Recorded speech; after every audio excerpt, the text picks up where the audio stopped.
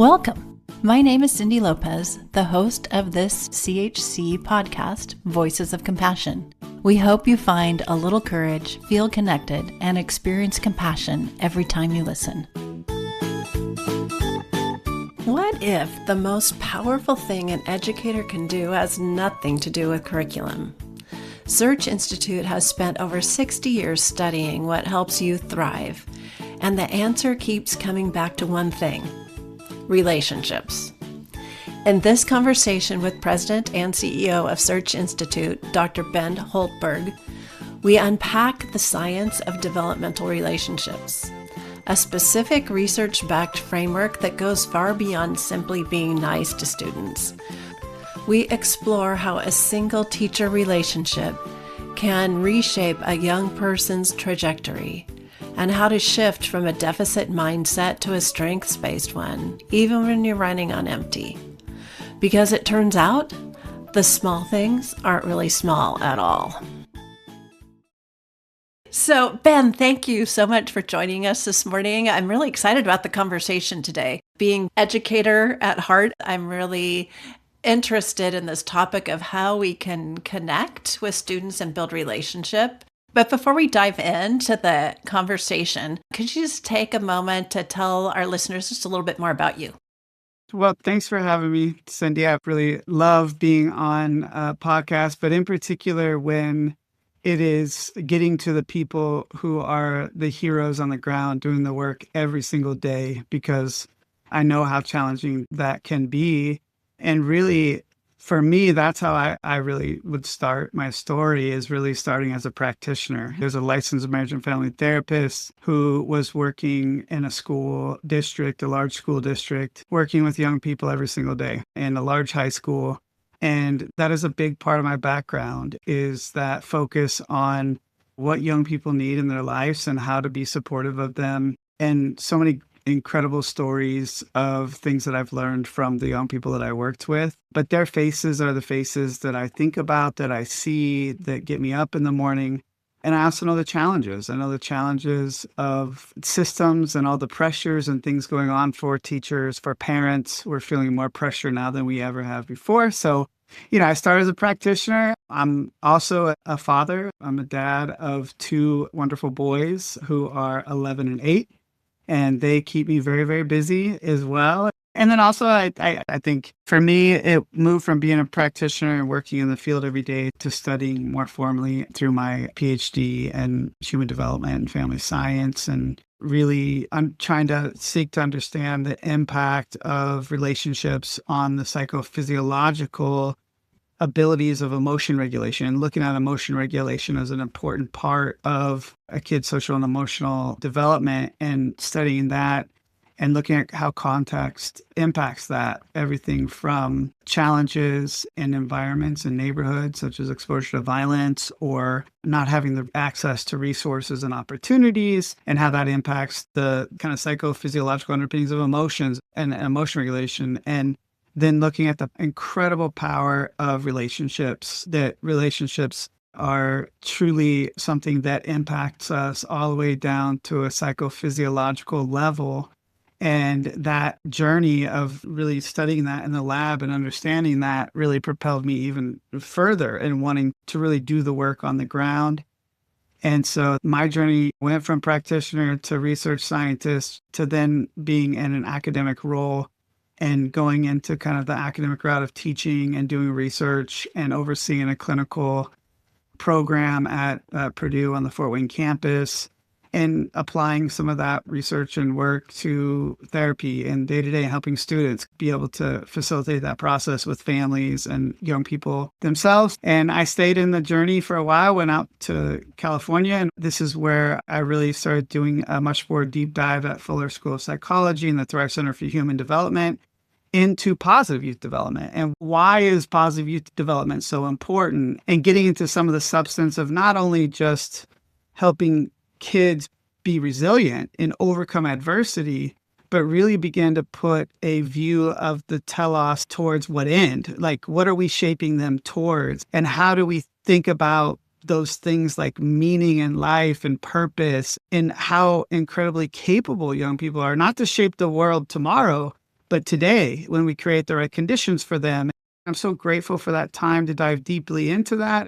And then my journey took me to USC, where I was really looking at creating the conditions and climates of thriving climates, looking in high achieving contexts from like athletic departments and startup businesses to professional football teams.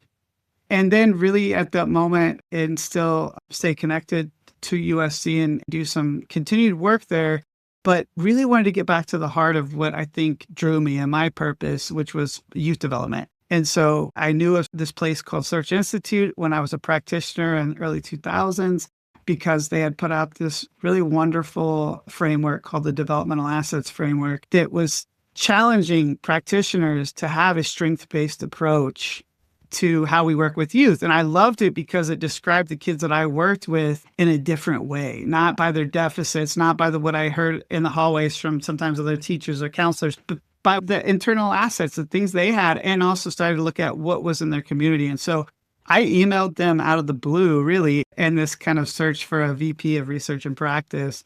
And within a very short span, I was moving my family from Pasadena, California to the Midwest, to Minneapolis, Minnesota, to be at Search Institute. Wow. And then within a year, the previous CEO moved to be a superintendent of a large school district. And the board asked me if I would want to apply for the CEO role. And here I am. Here you are. 5 years in that role. So, and I feel like it's been a little bit of a nice integration of all of who I am. I definitely, listening to your story, see that thread, that youth development thread, like focus on kids and relationship and how that really impacts them. And I love when you said that you still remember faces. And it's such a part of people who work with youth, whether it's educators or other roles, clinicians. I remember vividly most of the kids, and certainly some of them a little bit more, but that's what continues to drive the work. And I think your story about getting from California to Minnesota and just like knowing that that was the next step for you, that's also pretty impressive. Now that you're at Search Institute, let's talk about Search Institute for a minute. So you've all been focusing on developmental relationships. You mentioned that work you did, or the work that Search Institute has done around the assets. But Search Institute's been doing that work for 60 years. Yeah. So what does the research show consistently about what young people need most to thrive? And I know this is a loaded question, but are we delivering that? Yeah, it is a pretty incredible honor to lead an organization that has such a rich history of 60 years plus. And I think it's really important, actually, as I talk about Search Institute, to situate it in really before the 90s, but something happened in the 1990s that was really important. I mean, you think about this time in context where all the descriptions about young people were very deficit-based. They were wired for criminal activity. There was a fear of being born antisocial almost.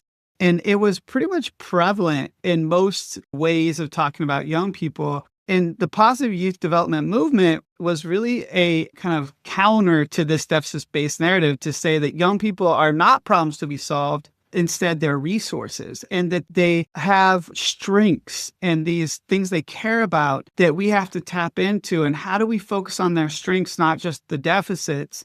And that journey really is what created kind of this catalyst of the positive youth development by the Developmental Assets Framework that helped map out those internal strengths, those things that young people care about, the strengths they bring to the table, and the external assets, the things in their life, the people in their life, and the resources around them. And that really ushered in kind of this time where that changed how people work with young people. Like, I think it started to really embed itself in the school some. But I also think that there was a time where you had kind of No Child Left Behind, all of the things that were happening in schools, this more emphasis on assessment and testing that also created barriers within schools at a time where you could start to see some of the movement take hold, at least in the out-of-school time space, but also throughout communities. And so this is an incredible asset for Search Institute, is over this history, we have over 6 million different data points on young people themselves. Wow. And so this data just keeps accumulating in a way to tell a story about What are the conditions that they need in their lives to thrive? And another important point is Search Institute defined youth thriving way back in like 2001. And now you hear the words thriving a lot and people will use it in all kinds of different ways. But I do think it's important to talk about, like for Search Institute, it really is about this mutual enhancement of the young developing person. And it starts with acknowledging that each and every young person has an inherent value, something that they bring to the table that is not earned, that is not deserved, but just by existing in the world. And that inherent value, when we can recognize it and cultivate it and activate it, not only does that young person develop and get something from the community, but the community thrives because we are better when you thrive. And this was a really important thing to start putting into the world at that time. And it's continued to grow. And I think what we've learned is along that journey, when you boil it all down, you start to really look at all of these different assets and all these different things that are happening that become some simple truth. And one of those simple truths is that relationships matter, and the types of relationships that are required for thriving don't just come automatically, that we have to be intentional about it. And so for the last decade, Search has really focused on developing a relational, action-oriented model for what young people need to thrive, and that is developmental relationships.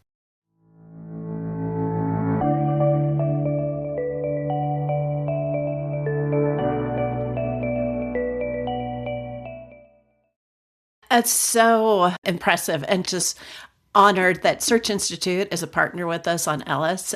For those listeners who don't know, ELLIS is a chat-based resource for educators to help them and support them as they support their students, especially around learning and mental health. But two of the things that we actually promote in ELLIS, specifically through a prompt series as they describe the situation with the student, is one, strengths.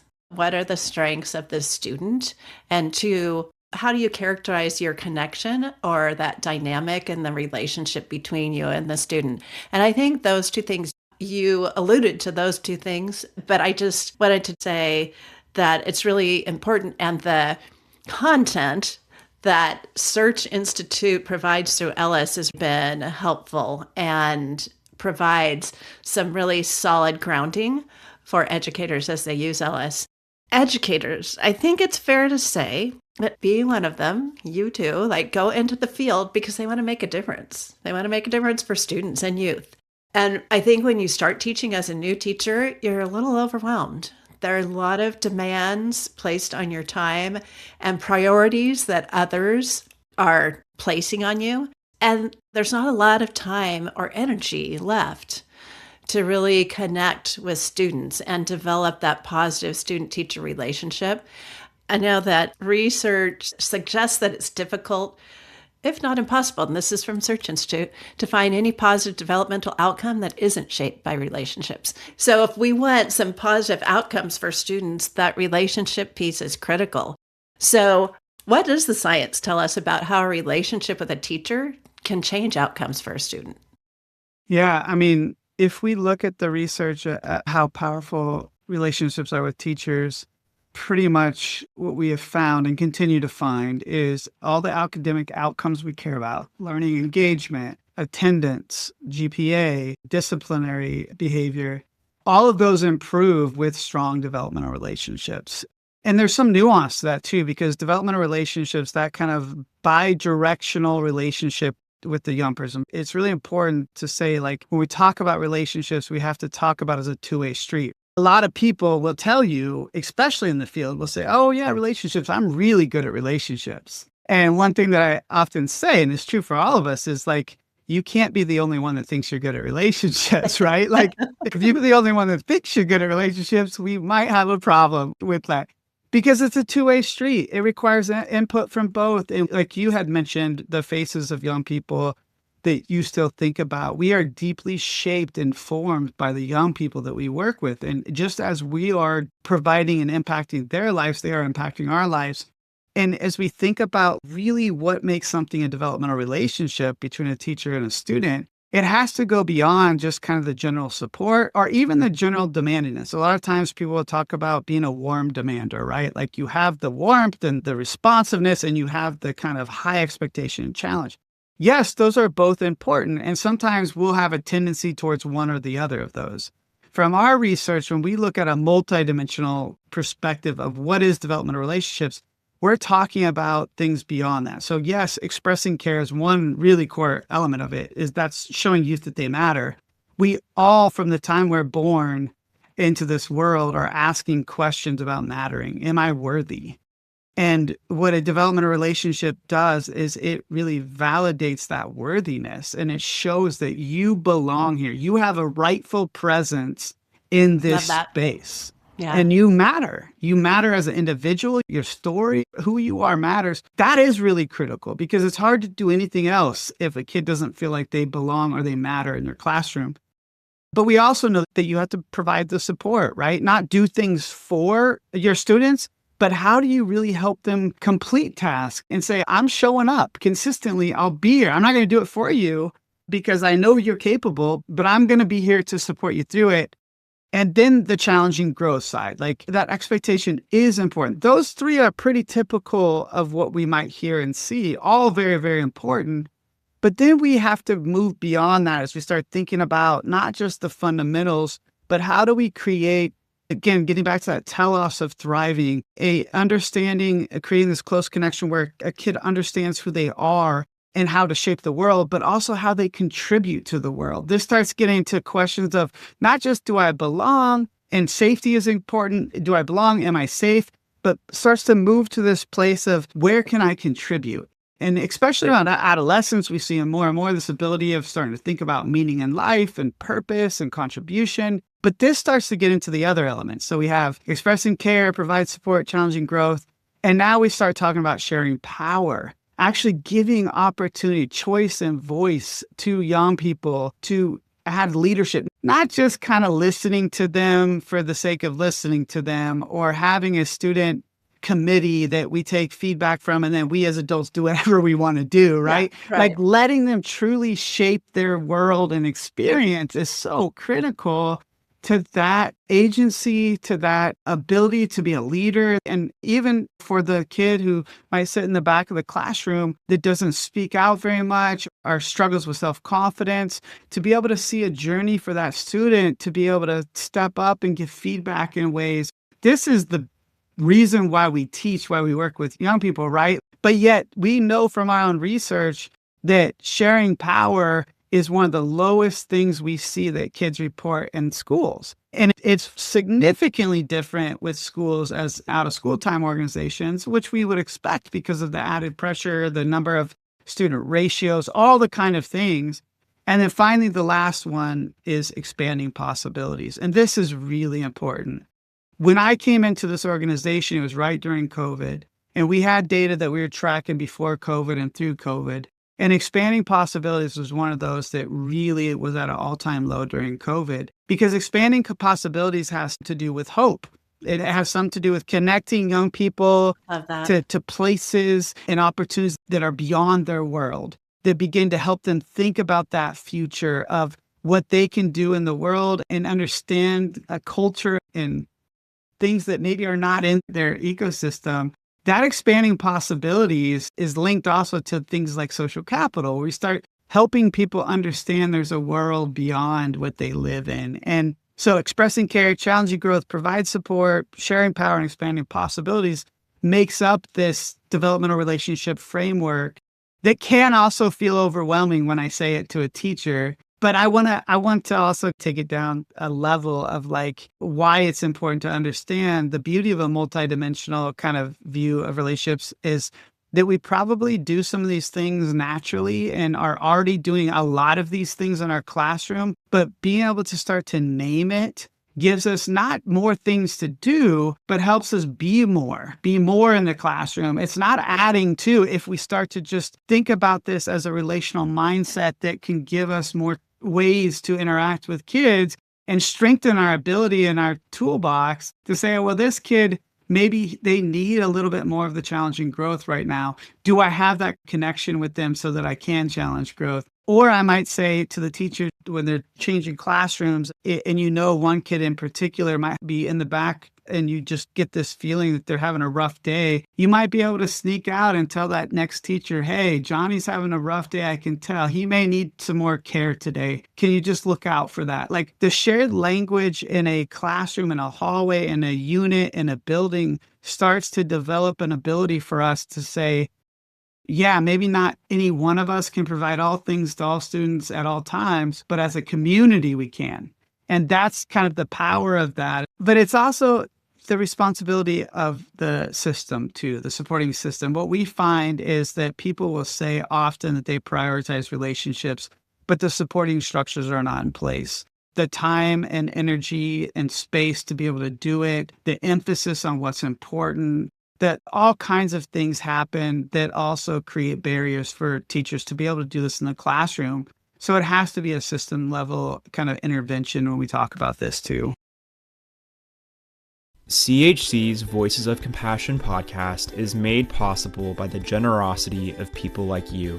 To learn more about supporting CHC, go to chconline.org/donate. Also, make sure to follow us on social media for more inspiring and educational content from CHC.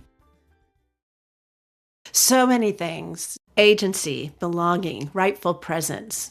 Think about those things, and the rightful presence has come up a number of times as we have been thinking about what we do in education. It creates this othering kind of situation where we group students in a way, right? Whether it's ability or social or whatever. And there's a sense of you're in this group, but not in this group. And so that sense of othering, and I think as you think about the concept of rightful presence, that just cuts across all of that. And agency grows belonging. You talked about hope and expanding possibilities. I had a conversation with Brenda, who's at CAST, and she talked about the science of hope and universal design for learning and the agency that is all part of that. And I say that because the more I talk with people like you, like Brenda from CAST and others, some of our friends at Stanford Accelerator for Learning, these threads are common through all of our conversations. And I find that hopeful and exciting. And also, I want to just get all these thoughts and brains in a room and figure out how to just get all of that impact that we can have collectively. But you also mentioned, like, teachers are doing a lot of what you're saying. So if you're an educator listening to this podcast episode, you're probably thinking, oh, that's a lot. I can't possibly do all of that. But you also said teachers are doing all of this and they just haven't named it. And I think there is some intentionality in that teachers, if they could kind of sit back and reflect for a minute about what they are doing and then how they could continue to be intentional about those things that really are moving the needle for the students in all the ways that you have described. You talked about also creating that shared language around relationships at a school level. I'm wondering if you could expand on that a little bit, thinking about our listeners who might say, well, that's all great, but really, how do I do that? What are practical ways that I could maybe even go into my classroom tomorrow and do some things or say some things? Like, what would that look like? Yeah, if you think about and kind of imagine within a school building in particular or anywhere, but there are infrastructures that hold that building up. There are infrastructures and how the walls are, the windows, there are infrastructures and all the spaces. When I think about this, there's also this invisible infrastructure of relationships, is that there's a relational infrastructure and we can be architects of our environments to really create the best possible potential to strengthen relationships. And so whether that's in the classroom and it's your responsibility as a classroom teacher, or it extends to a unit and a chair of a unit, or all the way to the building and the principal, and it can keep going as, the school district. So you have to know, like, I can control the controllables, the things within my ecosystem, within my classroom bubble. And you start thinking about, if you take a relational mindset and lens to that, how do I create the spaces and places that have the best opportunity to optimize relationships while also making sure that the teaching and the curriculum is happening? I'm not saying you dismiss that, but you embed it inside the curriculum that way. What I think about relationships, it is the animator of the curriculum. It is the animator of everything that you are doing. It doesn't replace it. It shouldn't replace it. You still have to teach math. But what we have found, even in our own research, is that when developmental relationships are strong, the math part is actually enhanced, particularly for young people of color, particularly for Black and Brown students. When we talk about math and the identity, is that strong developmental relationships are really an enhancer of math engagement. And this is important. I think we kind of think it's a nice or something on the side or something we don't have time for, when it really is one of the animators of everything that we do. And so that's one thing I would say is like, how can you embed it into your curriculum in a way? These are a lot of free resources on our website to just look at that framework of developmental relationships and think about, how am I making kids feel like they matter when they walk in? How am I pushing them to get better? How am I helping them and supporting them? How am I treating with respect and giving them a say? How am I connecting to something bigger and beyond the self or outside of their world? And just start with small ways of doing it. It really is in the small things that you create. And the first step is really the intentionality, being intentional, planning, thinking it through, understanding. And then you have to move to the next question of like, who is and who is not getting that in the classroom and why? And that's an inclusion question. Like that starts to get at, are there things within my classroom, and figuring out, is what I'm doing in the classroom working for each and every student that walks into my classroom? That's an important piece too. But like starting small with the intentionality and understanding within my classroom and my space and my curriculum with my students, how can I start to animate this and just be a little bit curious? Be curious about what you see, small things. Ultimately, we're all social scientists in that way, right? Like if we can just start to be curious about, how is this shaping the dynamics? Ooh, maybe the sharing power thing went a little too far in my class today. Like maybe the kind of challenging growth or the support with the boundaries and expectations need to make sure they're a little stronger next time. Like this is that kind of curiosity of fine tuning and architecting your own space. Yeah. And that opportunity for reflection, I think a lot of those questions that you just named are great reflection questions for teachers and practitioners as they're working with students.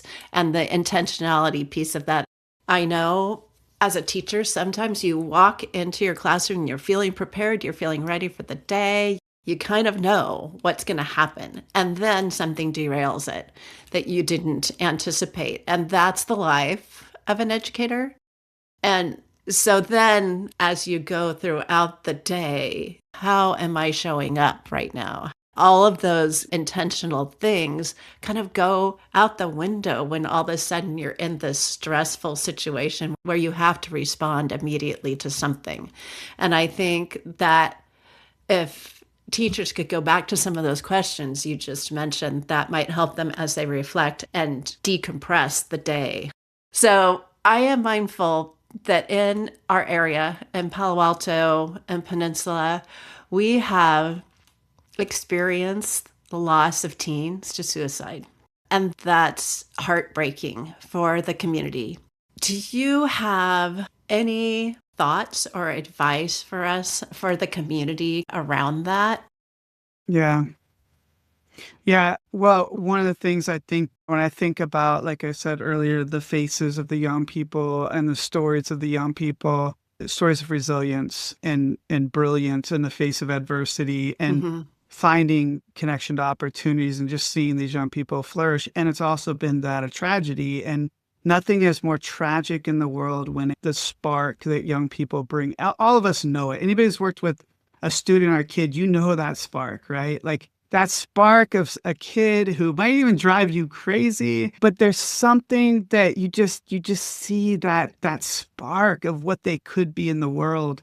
And nothing's more tragic when that's snuffed out early. And especially nothing more tragic when it's snuffed out early for a kid who feels hopeless. And I think there's so much complexity when we talk about completed suicide and what that means. So there's lots of multidimensional things that contribute to that. But I do think there's some things that we have to really ask ourselves as a society that was starting to trend before COVID, that was starting to trend at a time where more research started to uncover and identify that this heightened mental health crisis that we're seeing around, but especially in achievement context and high achieving context, the rates of anxiety and depression. And I think there's something in here we have to ask ourselves when we're having a group of kids grow up with the idea that they have to be great, they have to do more at a time where they're already in adolescence developing that social comparison, of course, and you have social media and you have all of the things around that of this heightened idea that I have to do great things.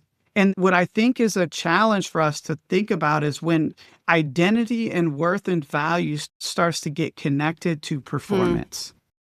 And this is what I studied a lot through my career was this idea of a performance-based identity is when we form our sense of worth and value based on the results of something, a domain, whether that's academic achievement, whether that's sports, whether that's whatever it is, it sets us up for a lot of heartache and pain. Is because no amount of success will ever fill a void for us to feel like we are worthy or valued. And this is core. This is a core question of identity that I do think that we have to be aware of. What are the messages that we're giving kids that has them internalizing them as if I cannot perform or meet this standard, then I'm not worthy. I'm not worth something. If I don't get into this college, or the trap of saying, and this happens in development of when I accomplish this, then I will feel good about myself.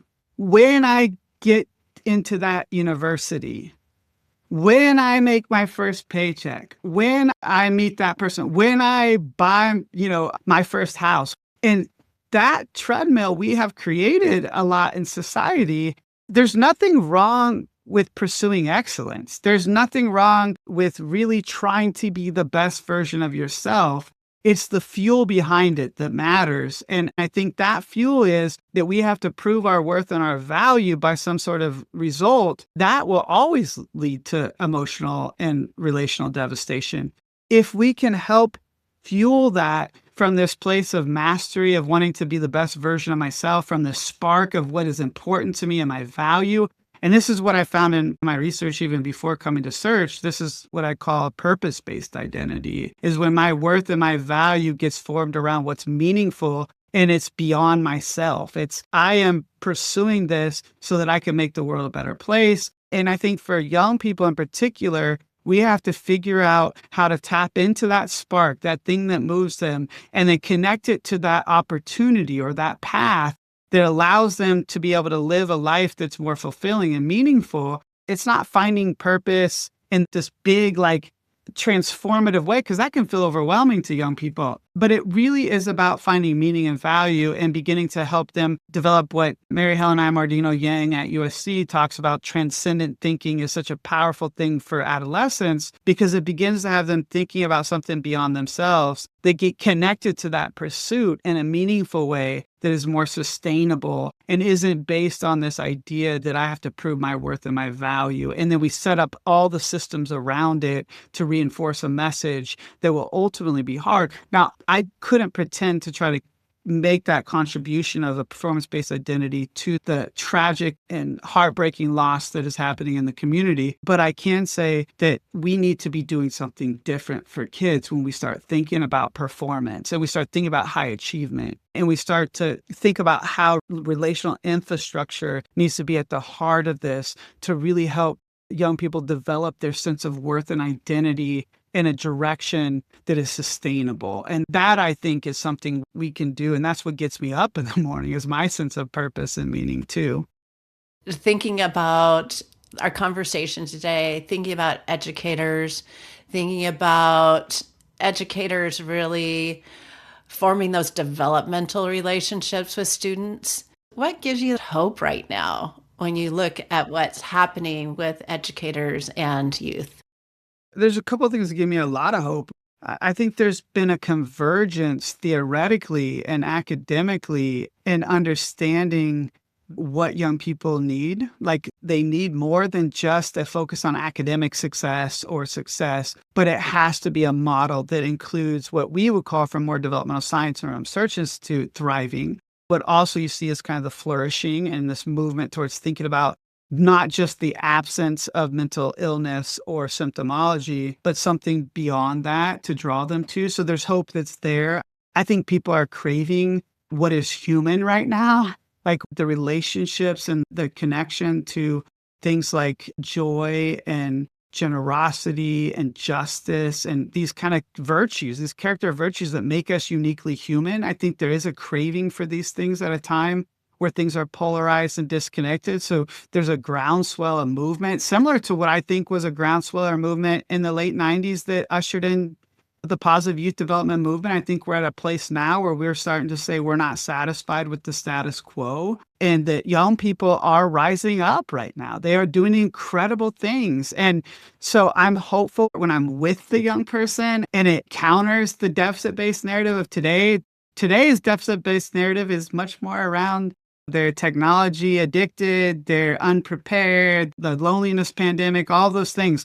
There's truth in all those things, but there's also truth in the incredible things that young people are doing and the potential that they have and the way they're solving problems. And as adults, I think we sometimes have to figure out how to make sure that we are contributing to the narrative of their strength and their potential while also understand the risk of the other side. Don't get me wrong. We have to acknowledge and be aware of those.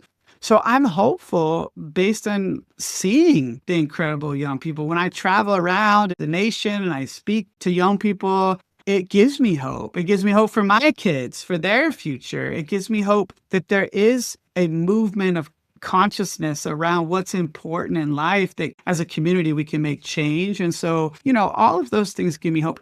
Even in these bleak times of some really challenging things that we hear and we see. But I think when we have the courage to chase the pain collectively together, and it can be transformed to purpose in a way that really creates a shared kind of purpose, I think that's the most powerful motivator in the world to really move us forward. And my hope is that we can collectively come around a shared purpose to create those relational infrastructures and places and spaces where kids can show up. And at the very fundamental nature, feel that they are seen and they're heard and they're valued. And being able to really provide that together so that they can change the world today and not just think about that for the future. And that brings me hope too. Really thankful for your time today and sharing it with us and your thoughts. For our listeners also, thank you for joining us. If you're listening and you want to learn more about the work of Search Institute and developmental relationships and assets and how to do that, in the show notes, we'll have links to that. They have incredible resources. And also just want to say, really thankful again for Search Institute and the partnership around Ellis. And for educators who are listening, Ellis can be a strategy or a tool, a thought partner, as you think about what strategies could really make a difference for students. So you can find out more, learn more, use Ellis at askellis.org. And finally, just want to say, if you're a parent listening and you have a child that you're concerned about, please reach out. chconline.org. You can reach our care team at careteam@chconline.org. We're here for you and we'd love to help. So Ben, thank you so much. Thank you. Thank you for having me. It's been a pleasure. Visit us online at podcast.chconline.org. Make sure to subscribe to Voices of Compassion so you never miss an episode, and we'd love it if you'd leave us a rating and review. Have a question? Send us an email or voice memo at podcasts@chconline.org. We're here for you when you need us.